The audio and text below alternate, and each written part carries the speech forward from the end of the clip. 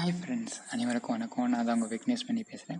இன்றைக்கி நாம் பார்க்க போகிற வீடியோ வந்து பார்த்திங்கன்னா .NET பிளேலிஸ்ட்டில் பார்ட் 4 .NET ஃப்ரேம்ஒர்க் ஆர்கிடெக்சர்.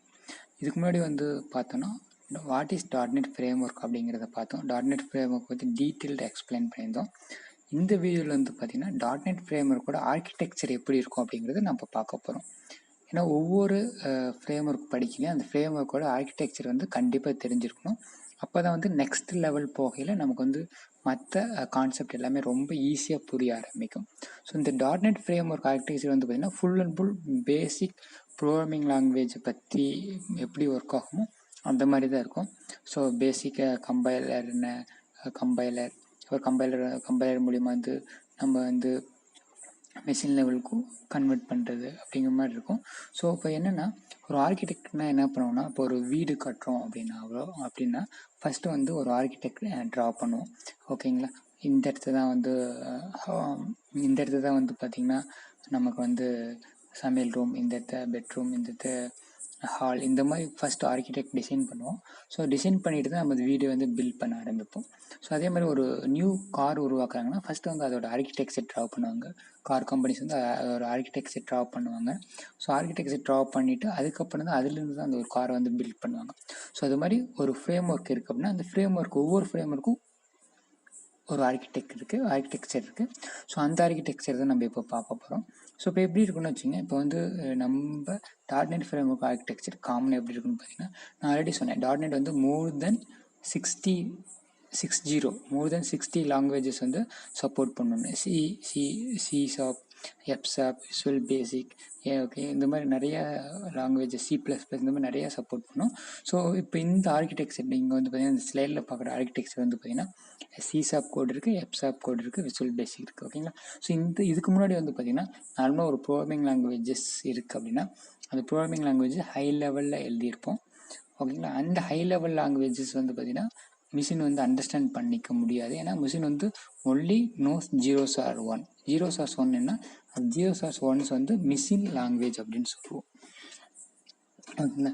மிஷினுக்கு வந்து பார்த்தீங்கன்னா ஹை லெவல் லாங்குவேஜ் தெரியாது, ஹியூமனுக்கு மட்டும்தான் ஹை லெவல் லாங்குவேஜ் தெரியும். ஸோ அந்த high level language machine understandable லாங்குவேஜாக மாற்றணும்னா அதுக்கு வந்து பார்த்தீங்கன்னா கம்பைலர் அப்படின்னு ஒன்று இருக்குது.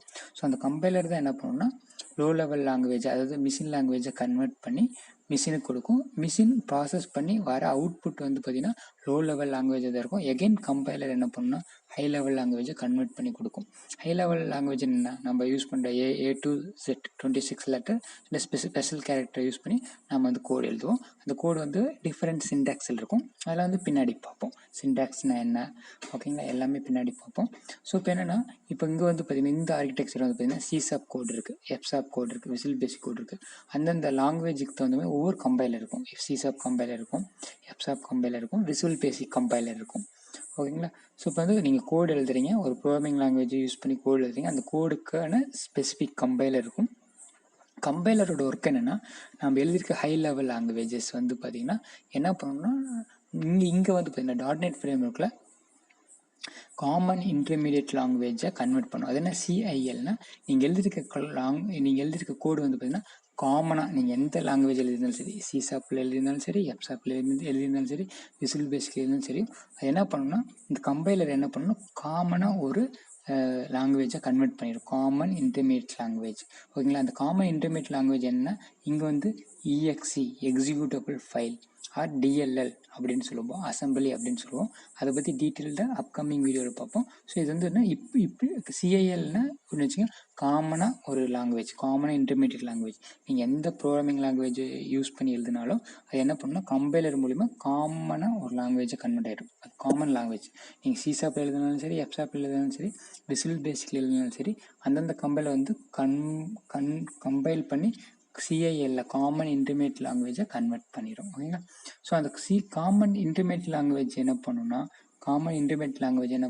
இங்கே வந்து ஒரு நம்ம வந்து .NETல வந்து ஒரு அப்ளிகேஷன் எக்ஸிக்யூட் ஆகணும்னா, ஒரு ப்ரோக்ராமிங் லாங்குவேஜ் எக்ஸிக்யூட் ஆகணும்னா அதை ஹேண்டில் பண்ணுறது பார்த்தீங்கன்னா CRL அப்படின்னு சொல்லுவோம். CRLனா காமன் லாங்குவேஜ் ரன் டைம் சொல்லுவோம். அந்த CRL வந்து ஹார்ட் ஆஃப் த .NET. அதுதான் வந்து எல்லாத்தையும் ஒரு ப்ரோக்ராம் எக்ஸிக்யூட் ஆகிறதுலேருந்து மெமரி மேனேஜ்மெண்ட் பண்ணுறதுலேருந்து தேவையில்லாத மெமரி எரேஸ் பண்ணுறதுலேருந்து எல்லாத்தையுமே வந்து இந்த சிஆர்எல் தான் டேக் கேர் பண்ணிக்கும். ஓகேங்களா, காமன் லாங்குவேஜ் ரன் டைம். இந்த சிஆர்எல் வந்து ஹார்ட் ஆஃப் .NET. ஓகேங்களா, இந்த சிஆர்எல் தான் வந்து எல்லாத்தையும் ஹேண்டில் பண்ணுது. ஒரு அப்ளிகேஷன் எக்ஸிக்யூட் ஆகிறது, ஒரு ஒரு ப்ரோக்ராமிங் லாங்குவேஜ் எக்ஸிக்யூட் ஆகிறது, எல்லாத்தையும் வந்து இப்போ டாட்நெட்டில் வந்து எல்லாத்தையும் ஹேண்டில் பண்ணுறது இந்த CLR, common language run time. இதுதான் வந்து எல்லாத்தையும் டேக் கேர் பண்ணிக்கும்.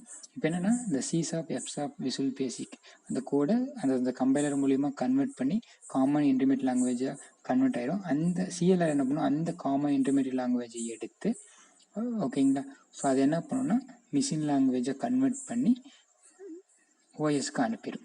ஓகேங்களா, ஸோ இப்போ என்னென்னா அனுப்பிடும். ஸோ அது ப்ராசஸ் பண்ணி வர அவுட்புட்டை மறுபடியும் என்ன பண்ணணும்னா அவுட்புட் வந்து லோ லெவலாக தான் இருக்கும். ஸோ அதை என்ன பண்ணணும்னா எகெயின் வந்து பார்த்தீங்கன்னா நமக்கு வந்து ஹை லெவலாக கன்வெர்ட் ஆகும். ஓகேங்களா, ஸோ பட் இங்கே .NET ஃப்ரேம்வொர்க் வந்து பார்த்தீங்கன்னா சிஐஎல், காமன் இன்டர்மீடியட் லாங்குவேஜ்.